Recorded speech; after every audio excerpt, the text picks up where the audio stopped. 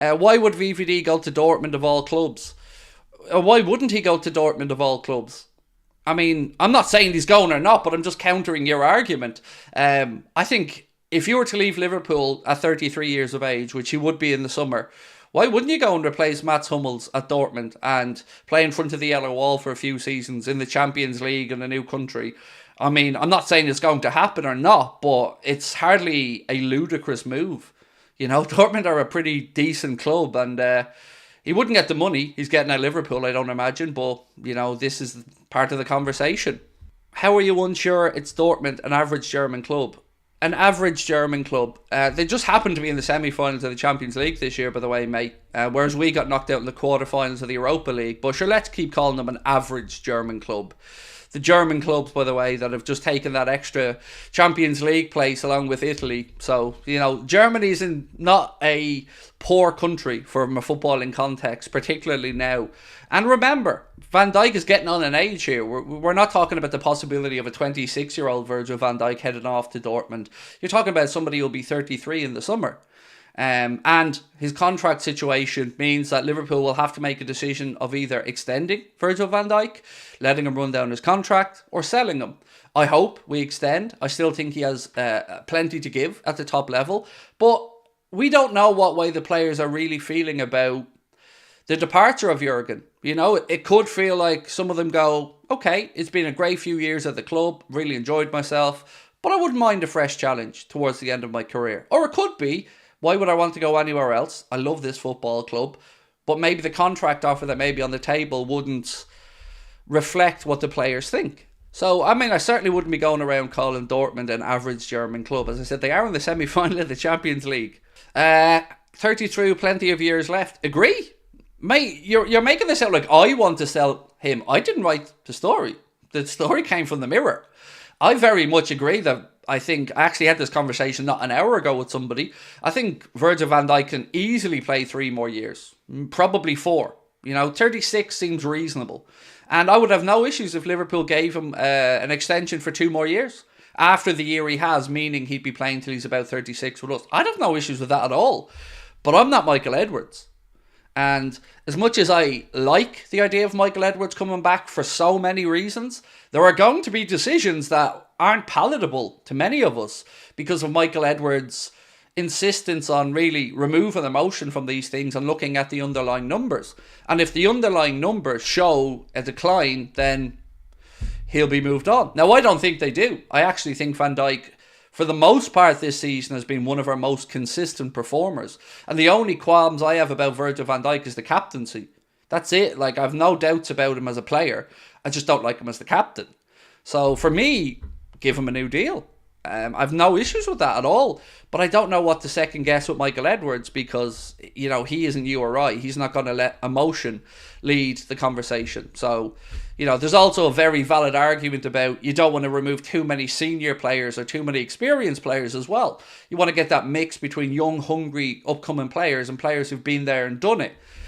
So I understand all points, and these streams are they're just jumping off points for a conversation. This isn't me coming in to say these things are definitely happening. If you see a question mark or anything like that in the title, it's just a jumping off point.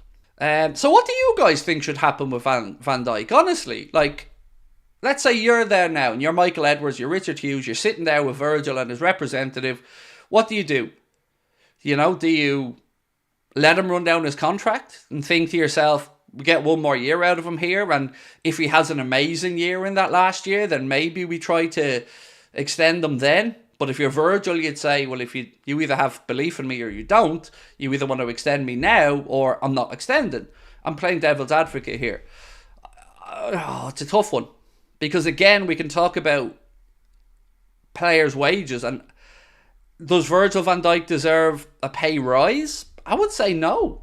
Because he's getting back to levels that he's played at previously before, I don't think a pay rise is the way to go here for a 33-year-old. And if I'm Michael Edwards, I'm certainly starting the negotiation downwards if I'm sitting down with Virgil and not upwards. Does all what's happening now and Trent saying he takes everything season by season out of a bit of speculation and what he will do, I don't know, mate. Truly, like, I have no idea what to expect.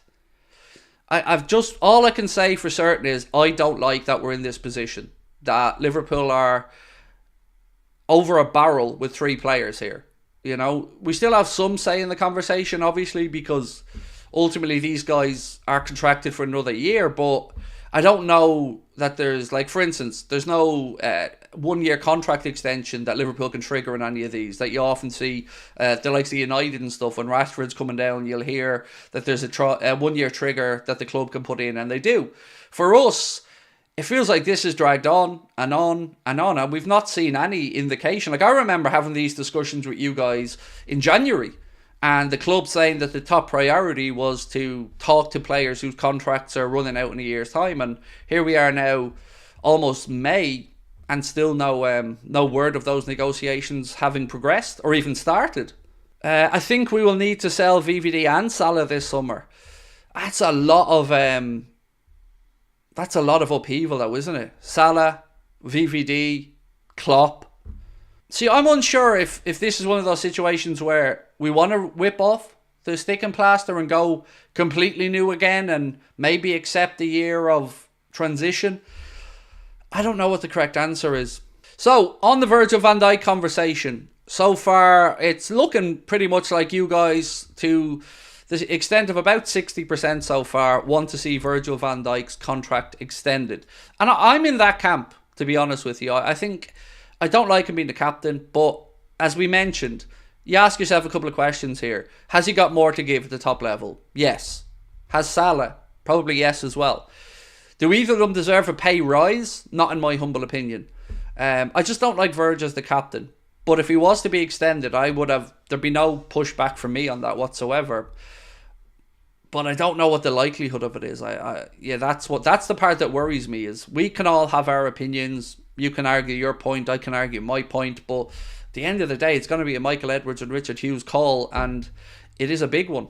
Aman said, I think VVD will want to leave. I have to admit, Aman, when I seen the link to Dortmund, I thought, I can see it. I can see him there. Hummels looks like he's going to be departing. I can see it. I can see Virgil in a Dortmund jersey playing there in front of the yellow wall for that last chapter of his career. I don't know if it'll happen or not, but I can visualise it, if you get me. If you don't know, this is my emoji. Yep, Team Shrimp. That's me and you. JC, Team Shrimp.